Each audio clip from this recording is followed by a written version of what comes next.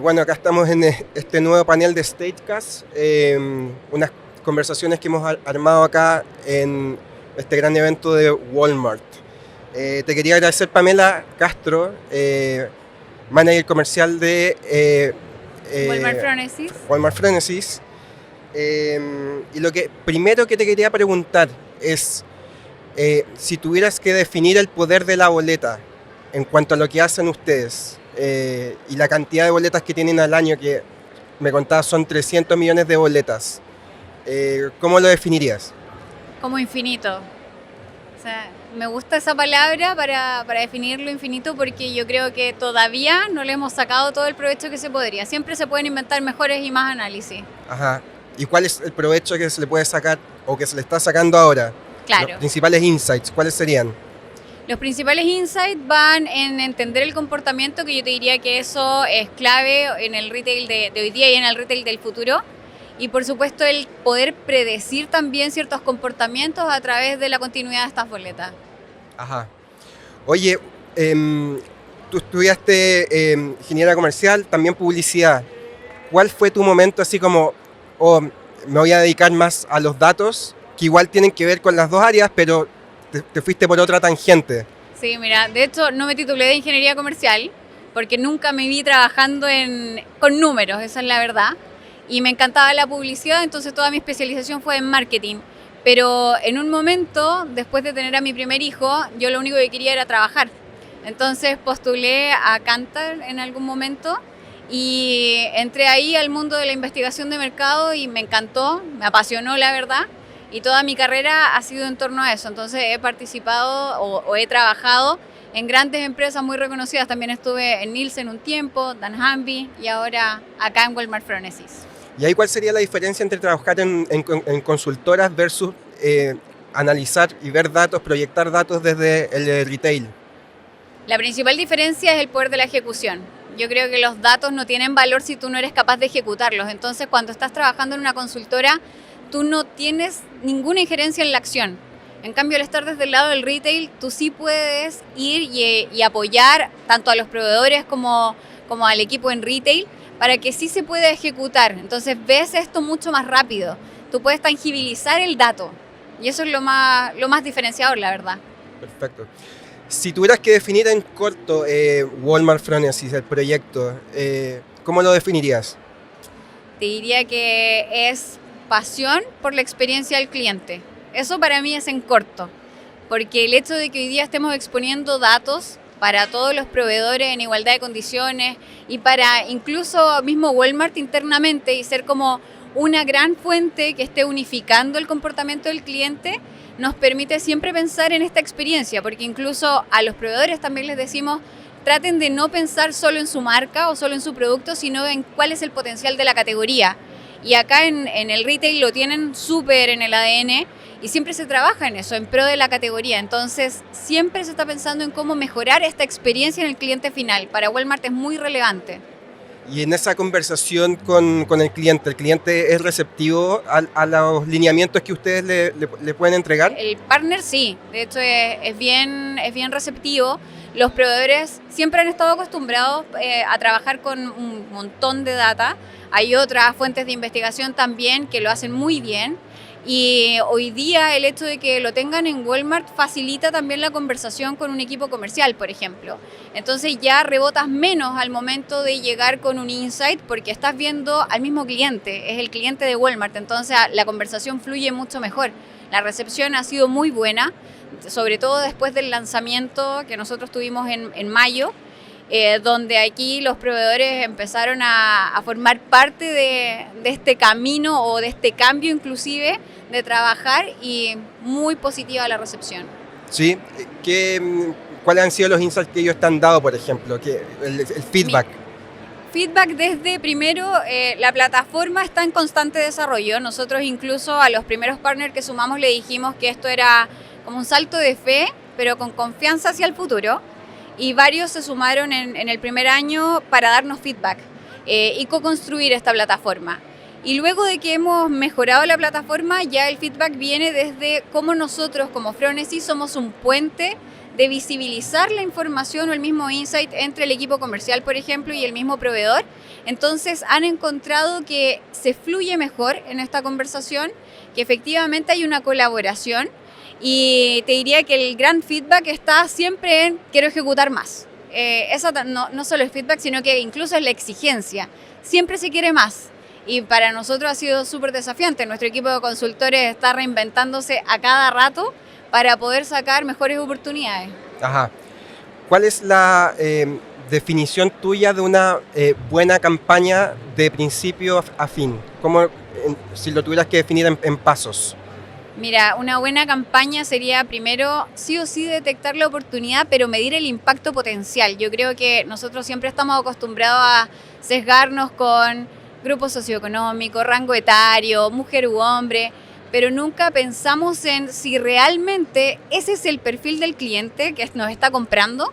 Entonces, identificar esta oportunidad con esta segmentación y luego determinar el tamaño de oportunidad, monetizarlo para ver si vale la pena o no hacer esta campaña, yo diría que es clave. Y luego de eso, ejecutar. Nosotros tenemos una herramienta muy potente que se llama Optimal Store, que targetiza las salas, por ejemplo, si tú quieres hacer una campaña específicamente en sala, para determinar dónde está la mejor oportunidad en atracción de boletas o de atracción de clientes inclusive. Ajá. Entonces, con eso, tú incluso has tenido campañas en promedio con un crecimiento de más de 80% versus las que no van con Optimal Store. Entonces, usar estas herramientas después para determinar la estrategia y la acción táctica que vas a llevar con una campaña te permite evitar un fracaso. Y luego, ya después de que hemos ejecutado, también es otro sesgo que existe en la industria, siempre se quedan con el resultado del momento de la campaña. Y yo diría que para mí, al menos, para ser exitoso y saber si realmente fuiste exitoso, es medir en el tiempo. Porque tú atraes a un cliente en el momento de la campaña, pero luego tienes que ver si ese cliente se queda contigo o no. Entonces, ahí es donde viene el ROAS, ahí es donde viene el cobro, por así decirlo, del proveedor y que me diga si me funcionó o no, después de ver si ese cliente se queda conmigo o no en el futuro. O hay clientes que ven esa campaña y deciden comprar 3, 4, 5 meses después también, que eso quizás es más difícil de medir también. Claro, por eso es clave también entender la frecuencia de compra de la categoría y sobre todo de mi producto, porque de lo contrario siempre te vas a quedar midiendo el momento de campaña y no siempre hay un retorno. Sí. Oye, y en cuanto a medición, ese siempre ha sido un desafío como en retail media en general. ¿Se le da una cierta tranquilidad al cliente en cuanto a cómo se están midiendo las campañas? ¿Ha podido solucionar algo esa brecha? Mira, yo creo que los clientes siempre van a estar inquietos, sobre todo pensando en que nosotros estamos probando mucho, estamos haciendo bastantes pilotos de medición y lo que mejor se puede medir hoy día es lo que está en sala. Lo digital estamos trabajando siempre para mejorar nuestras mediciones y también estamos tratando de innovar en mediciones.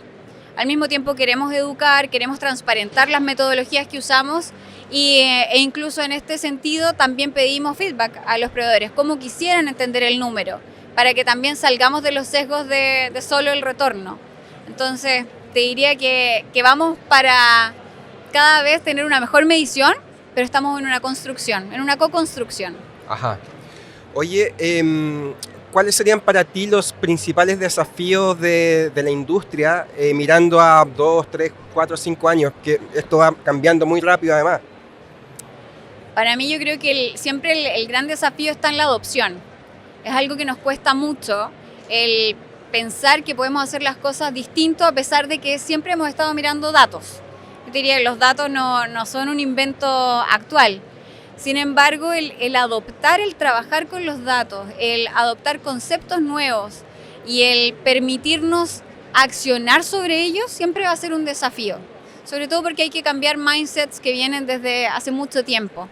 Siempre te resultó, hiciste lo mismo y ahora podríamos mejorar, pero cuesta dar ese primer paso. Y otro gran desafío es creerle también al dato. Una vez que tengamos el resultado, la credibilidad lo es todo. A veces la guata, que viene muy acompañada de la experiencia, pesa por sobre el número y nos cuesta salirnos de esos resultados. Entonces, para mí esos son los dos principales desafíos. Uno, la adopción, y la segunda es la credibilidad que podamos tener sobre los datos. Ajá.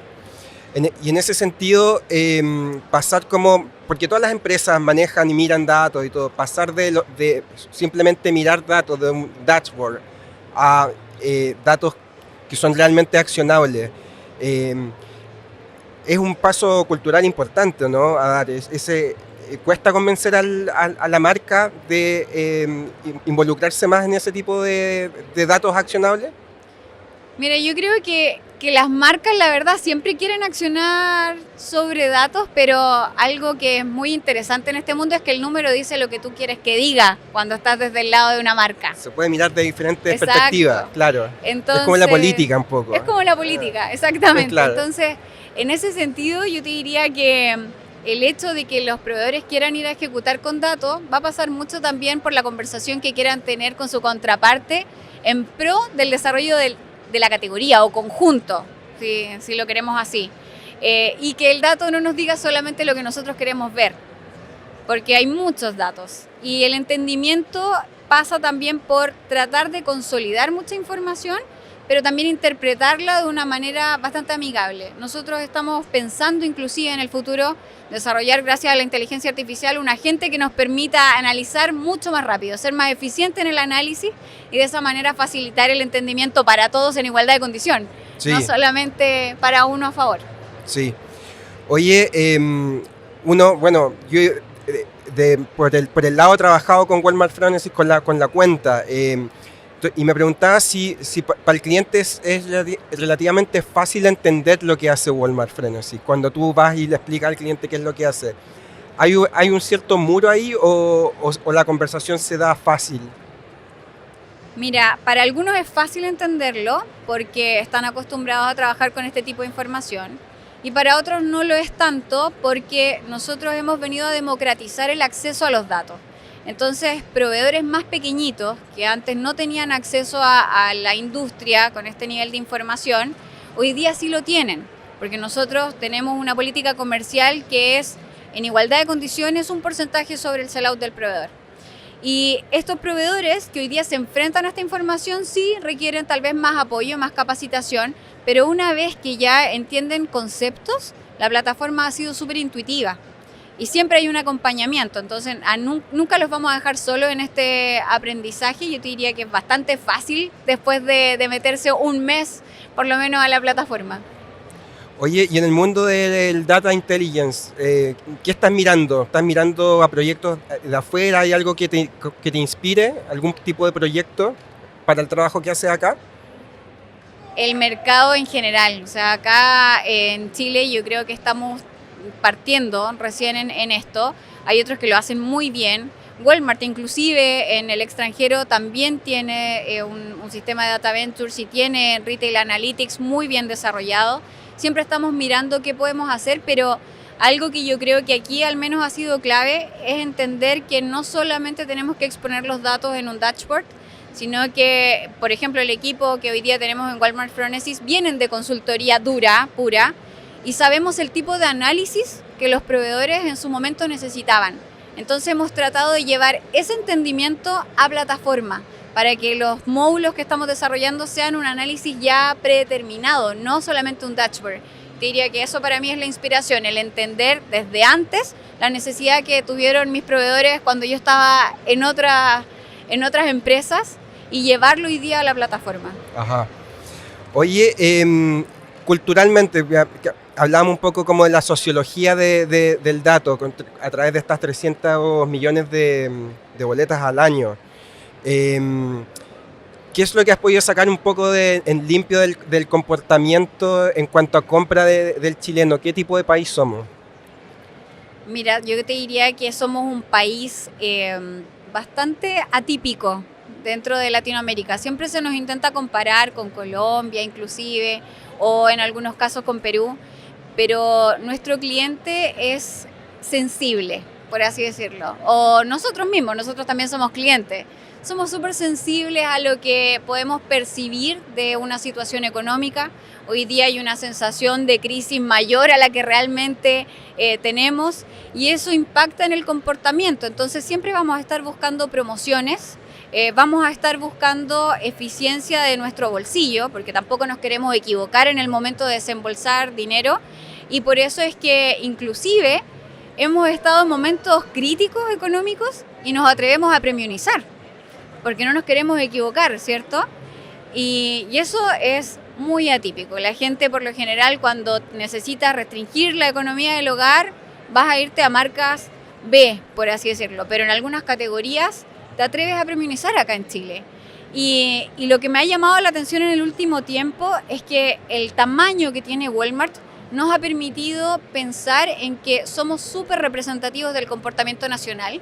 Inclusive hace muy poquito liberamos nuestra canasta Walmart Phronesis, que habla de eso, del comportamiento del consumidor chileno o del consumidor de Walmart dentro de una canasta básica, donde hablamos de la inflación, cómo estamos viviendo la tendencia de consumo y hemos visto cómo las últimas mecánicas que hemos realizado han traccionado muchísimas boletas, pero con un mix un poco más contraído, más pequeño, pero sí mucho más gasto asociado a que la gente está yendo más veces al canal. Va más veces al canal. Va más veces al canal. Y eso también se traslada a la sala. Va Sí. más veces al supermercado. Exacto, también. a eso son- me refiero, como al canal, Ya, perfecto. al canal supermercado online y tienda física. La cosa omnicanal. Oye, y si lo tuviéramos que, el comportamiento del chileno, si lo tuviéramos que dividir por generaciones, no sé, el clásico ejemplo de que a los más grandes les gusta más el vino, a los más chicos la cerveza, o no sé, pues nuestros papás iban mucho menos al restaurante y ahora la gente va, sobre todo de 40 para abajo, va mucho más, hay una cultura de ir al restaurante. Si lo tuviéramos que segmentar en generaciones, ¿cómo lo definirías tú, la cosa cultural chilena? Si fuera por generaciones, creo que no hay un cambio tan extremo en el comportamiento necesariamente de las necesidades básicas, pero sí en el cómo nos enfrentamos al momento de compra. Hoy día hay jóvenes que están mucho más instruidos, que tienen acceso a la universidad, pero así todos se enfrentan a un escenario donde no puedes acceder inmediatamente a un crédito hipotecario, tienes que restringir tu economía también. Hay unos que están volviendo incluso a vivir con los papás y hay otros que son hogares monoparentales de por sí, entonces su comportamiento va a ser enfrentándose a un canal más online, tal vez. Y ahí algunos van a estar comprando cosas que estén más segmentadas, como, no sé, muchos veganos, por ejemplo, o muchos que tienen ciertas intolerancias de alimentos y se preocupan muchísimo de eso. Pero los otros que no tienen este acceso o esta necesidad, tienen una economía súper restringida y van a consumir igual que como consumían sus papás probablemente.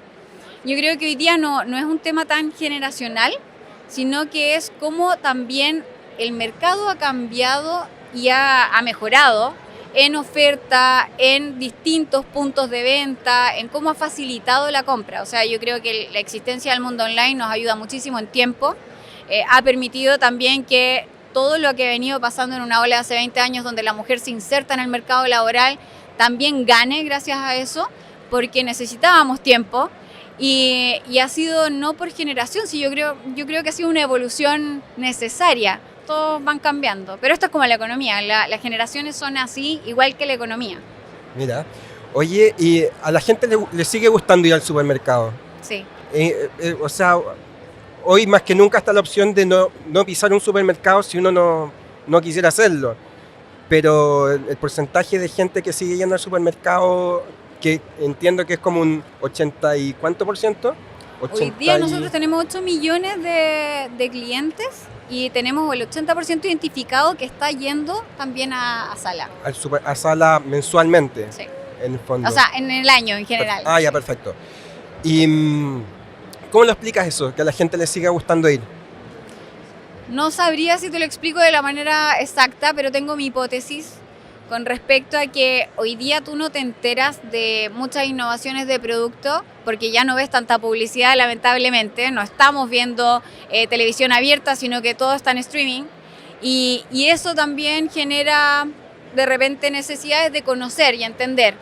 Ir al supermercado, al menos para mí, es como un paseo. Me enfrento a una góndola donde hay muchos colores, mucho incentivo visual, inclusive aromas. Hoy día ir a una sala es una experiencia demasiado entretenida, al menos para mí, y yo creo que eso, el que no estemos viendo publicidad necesariamente, igual necesitamos en algún momento entender qué es lo nuevo, qué es lo que está, cuáles son mis opciones de acuerdo a mis necesidades. Entonces, ir a visitar una sala me lo permite, ya que no veo tanta publicidad. Claro, ver, tocar, etc. Claro, pero como te digo, es una hipótesis que tengo, pero porque lo vivo también con mi familia en la casa, que ya no se ve publicidad.